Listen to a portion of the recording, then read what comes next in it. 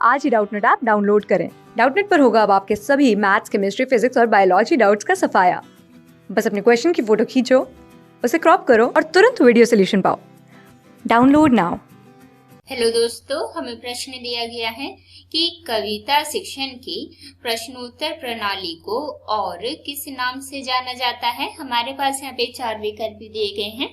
पहला विकल्प है व्याख्या प्रणाली, दूसरा विकल्प है खंड आणव्य प्रणाली, विकल्प तीसरा है शब्दार्थ कथनी प्रणाली और विकल्प चौथा है व्यास प्रणाली। हमें यहाँ पे बताना है कि इसका सही उत्तर क्या होगा। तो कविता शिक्षण की प्रश्नोत्तर प्रणाली को खंड आणव्य प्रणाली के नाम से जाना जाता है। किसके नाम से जाना जाता है? तो खंड आणव्य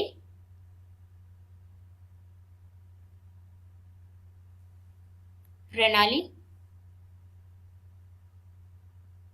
के नाम से जाना जाता है। इसे खंड आणव्य प्रणाली के नाम से क्यों जाना जाता है? तो खंड आणव्य प्रणाली में क्या होता है, तो इसमें जो शिक्षक होते हैं अर्थात जो अध्यापक होते हैं वो कविता को कई छोटे खंडों में बांटते हैं। क्या करते हैं? जो अध्यापक होते हैं हमारे अध्यापक, वो कविता को क्या करते हैं? कविता को कई छोटे खंडों में कई छोटे खंडों में क्या करते हैं? बांटते हैं।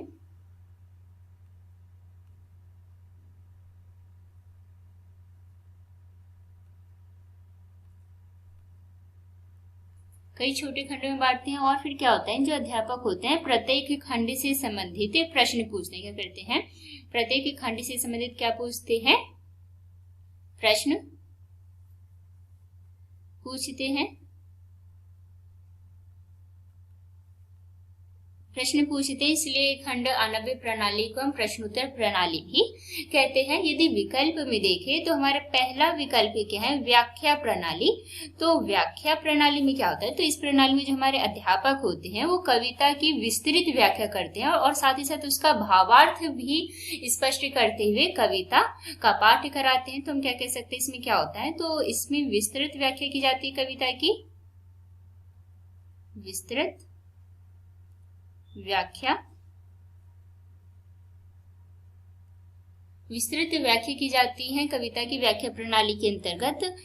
इसलिए इसमें क्या होगा कि प्रश्नोत्तर प्रणाली नहीं कहा जाता है, इसलिए हमारा विकल्प पहला नहीं होगा। विकल्प दूसरा है खंड आणव्य प्रणाली।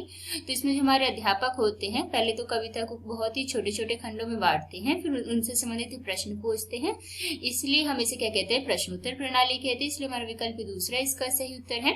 और विकल्प तीसरा है शब्दार्थ कथनी प्रणाली। तो इस प्रणाली के अंतर्गत क्या होता है, जो अध्यापक होते हैं वो कविता में आने वाले कठिन शब्दों का अर्थ बताते हुए बच्चों को कविता का पाठ पढ़ाते हैं। क्या करते हैं?